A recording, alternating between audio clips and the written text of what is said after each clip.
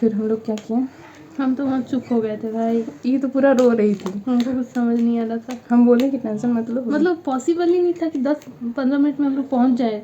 जो पॉसिबल था नहीं था वो पॉसिबल हो गया कसम से। हाँ, तो हमको पता था। तो रास्ते में जाते जाते फिर उसको कॉल करने लगी तो मोबाइल तो ऑफ़ कर दिया था, उसका कॉल ही नहीं लग रहा था। तो फिर हम लोग को पता ही नहीं था कि कॉलेज का। हेलो दोस्तों, तो राधे राधे, मैं हमेशा स्वागत है आपका मेरे एक न्यू ब्लॉग पे। तो अभी इतना रेडी वेडी होके कहाँ जा रहे हैं आप लोग पूछिएगा तो बता देते हैं। अभी जा रहे हैं, ईशू का एग्ज़ाम है तो उसके साथ ही तो चलिए।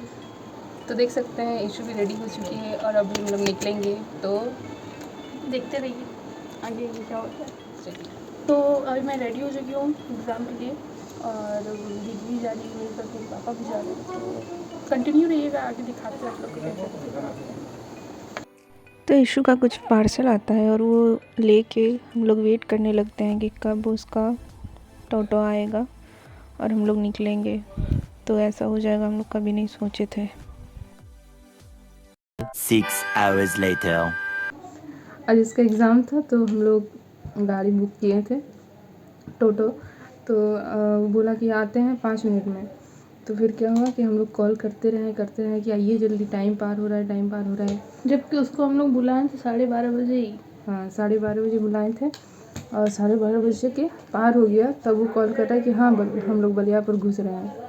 बलियापुर हम लोग का मार्केट है जहाँ जाते हैं, तो बलियापुर यहाँ से 5 किलोमीटर दूर है। तो वही बोले कि इतना लेट करिएगा तो कैसे होगा, एग्ज़ाम का टाइम ही पार हो जाएगा और इसका एग्ज़ाम स्टार्ट होने वाला था 2 बजे।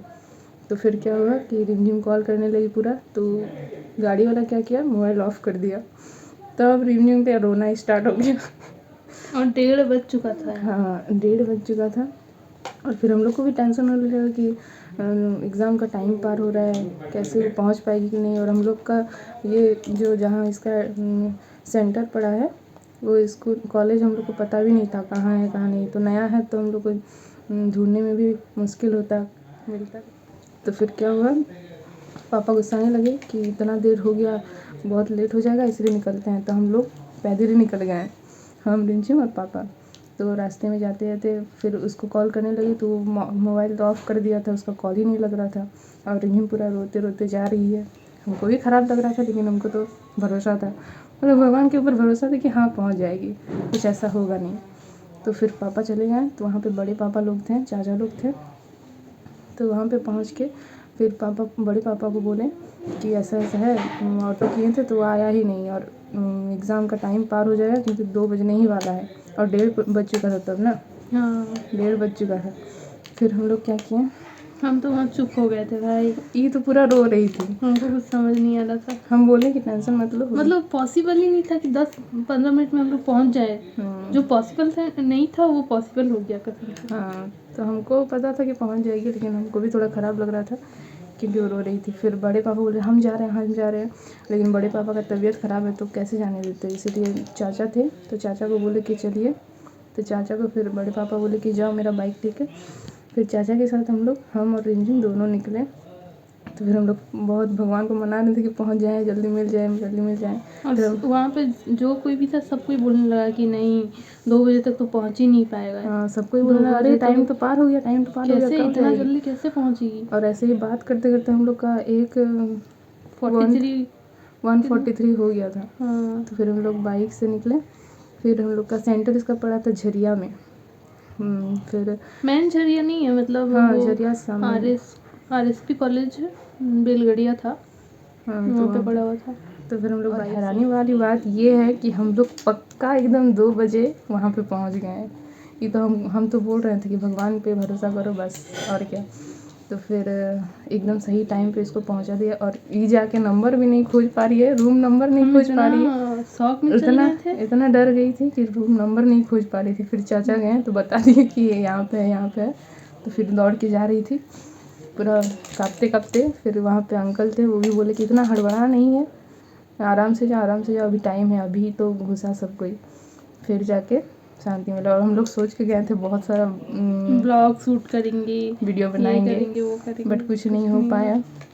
तो और हम तो एग्ज़ाम हॉल में घुसे, जैसे बैठे वहाँ पे 2 मिनट तक हम शॉक में चल गए कि क्या हो गया, कैसे हो गया। उसके बाद फिर हम लिखना चालू किए। फिर ऊपर से क्या हुआ, अभी ये आने वाली थी तो हम लोग आ गए थे रिटर्न घर इसको छोड़ के।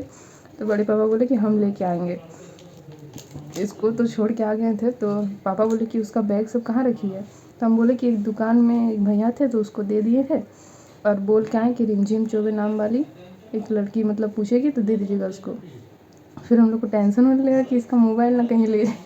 हम इतना पागल कि फ़ोन मिलने के बाद भी हम और कॉल ही नहीं किए। कॉल करके बताई भी नहीं कि हमको मोबाइल मिल चुका है। तो पापा हम मेरे ऊपर गुस्सा रहे थे कि तुम दे के आ गई किसको न किसको। हमने नहीं वहाँ पे बोला कि रखते हैं हम लोग बैग वैग, तो इसीलिए हम लोग दे के आए थे। तो हमको फिर पता था कि उधर रखते हैं बैग बैग, हाँ, लेकिन वो कंफर्म नहीं पता था। हाँ वही तो फिर हम उसको कॉल कर रहे हैं रिमझिम को, तो ये कॉल रिसीव नहीं कर रही है। तो हम लोग को यही लगा कि इसका बैग भी चोरी हो गया मोबाइल भी गया। फिर 5 मिनट बाद ये रिसीव की कॉल, फिर बोली कि हाँ हम लोग बलियापुर पहुंच गए हैं। तब जाके शांति हुआ। तब इसको पूछिए कैसा गया एग्ज़ाम इसका। एग्ज़ाम तो बहुत अच्छा गया है, लेकिन बहुत क्या बोलते हैं संघर्ष के साथ वहाँ पहुँचे हैं हम लोग।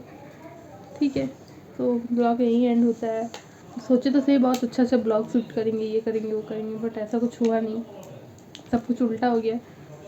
तो बस आज के लिए इतना ही, तब तक के लिए बाय।